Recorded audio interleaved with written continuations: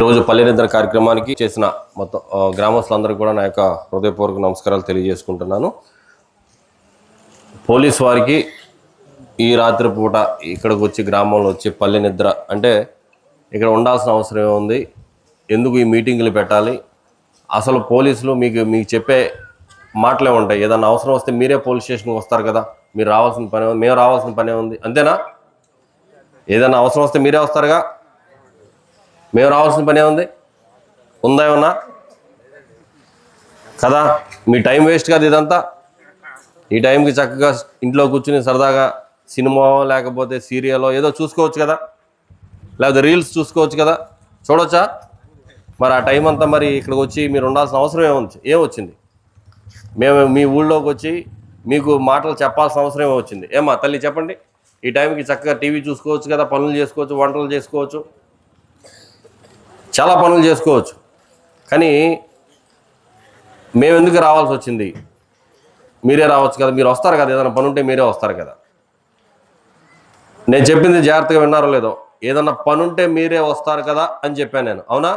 ఏదన్నా పని ఉంటే మీరే వస్తారు కదా అని అంటే ఏ పని లేకుండా పోలీస్ స్టేషన్కి ఎవరో రారు. పోలీస్ స్టేషన్కి వచ్చారంటే ఏదో రకంగా మీరు ఇబ్బందులు పడ్డట్టే లెక్క, అవునా? పోలీస్ స్టేషన్కి పని పడిందంటే మీరు ఇబ్బందులు పడ్డట్టే లెక్క. మీరు మీ ఇంట్లో వాళ్ళు ఎవరో మొత్తానికి ఇబ్బందులు పడ్డట్టే లెక్క పోలీస్ స్టేషన్కి వచ్చారంటే.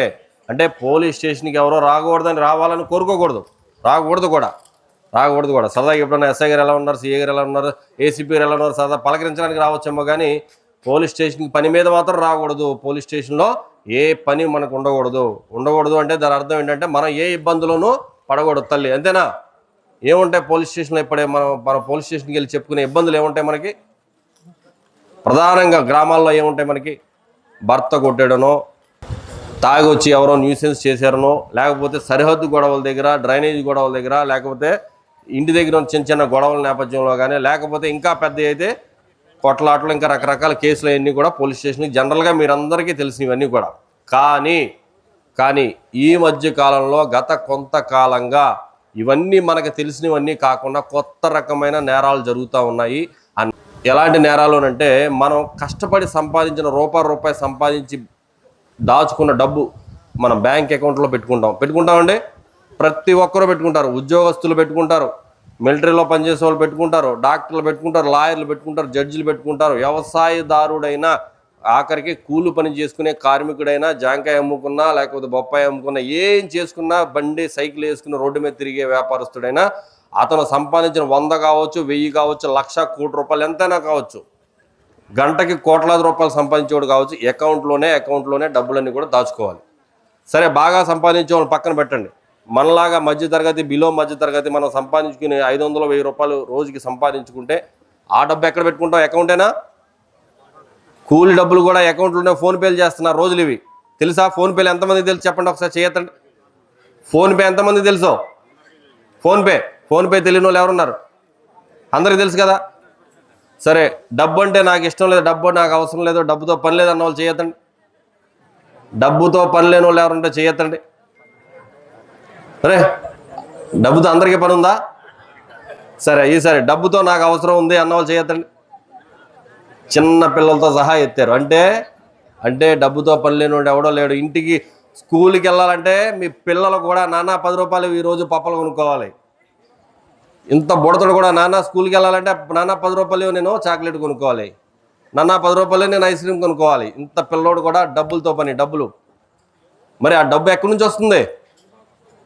కష్టపడితే, మీరంతా ఎండనక వాననక కష్టపడితే ఆ డబ్బు మీ అకౌంట్లోకి వస్తుంది. ఆ 1000 రూపాయలు, 100 రూపాయలు, 500 మీ అకౌంట్లోకి వస్తుంది. మరి మీరు కష్టపడి సంపాదించిన డబ్బు, లేకపోతే మీ పిల్లల ఉద్యోగం చేసి సంపాదించిన డబ్బు, లేకపోతే మీరు వ్యాపారం చేసి సంపాదించిన డబ్బు, మీరు వ్యవసాయం చేస్తే సంవత్సరం అంతా 6 నెలల పాటు మీరు ఎండన వాననగా చేలో దిగి పని చేస్తే వచ్చిన డబ్బు, అకౌంట్లో పడిన డబ్బు, ఎవడో అనామకుడు ఎక్కడి నుంచో మీకు ఫోన్ చేసి మిమ్మల్ని ఓటీపీలు అడిగి, లేకపోతే మిమ్మల్ని జాగ్రత్తగా మాయ మాటల్లో చెప్పి మీ అకౌంట్లో డబ్బులు కొట్టేస్తూ ఉంటే మరి మనకు బాధ ఉండదా? మనకి పర్లేదా? డబ్బులు పోయినా పర్లేదా? మందు గట్టకెళ్తే ఏం చెప్పాలి? ఓటీపీ చెప్పాలి. అసలు ఓటీపీ అంటే మీకు ఎలా తెలిసింది? అసలు ఎలా తెలిసింది మీకు ఓటీపీ అంటే, ఫోన్పే అంటే ఎలా తెలిసింది? మీరంతా ఇంజనీర్లా? మీరంతా బాగా చదువుకుని అయిపోయినాయా? అందరం మనం చదువుకోలేదుగా, అందరికీ తెలియదుగా. కానీ సామాన్య మానవుడు కూడా, సామాన్య రైతుకు కూడా, సామాన్య వ్యక్తులు కూడా ఆ ఓటీపీ అంటే ఏంటి, ఆ ఫోన్ అంటే ఏంటి, ఆ వాట్సాప్ అంటే ఏంటి, రీల్స్ అంటే ఏంటి, దాంట్లో సినిమాలు అంటే ఏంటి, లింకులు అంటే ఏంటి, ప్రతి ఒక్కరికి ఈరోజు తెలిసిన పరిస్థితుల్లో ఆ సైబర్ క్రిమినల్స్ ఎవరైతే ఉన్నారో ఈజీగా కొట్టేస్తున్నారు మీ అకౌంట్లో డబ్బులు. అవును, ఆయన అడిగినట్టు, పెద్ద ఆయన అడిగినట్టు షాప్ దగ్గరికి వెళ్ళి, ఫెర్టిలైజర్ షాప్కి వెళ్ళి యూరియా కట్ట కావాలన్నా ఓటీపీ చెప్పాలి. మరి చెప్పొచ్చా? మరి మేము చెప్పొద్దు అంటున్నాం కదా, చెప్పొచ్చా? చెప్పపోతే కట్టేవాడు. అలాగే మీ సచివాలయం నుంచి వస్తారు, ఓటీపీ చెప్పమంటారు, చెప్పాలా అక్కర్లేదా? చెప్పాలా అక్కర్లేదా? మరి మేము చెప్పొద్దు అంటున్నాం.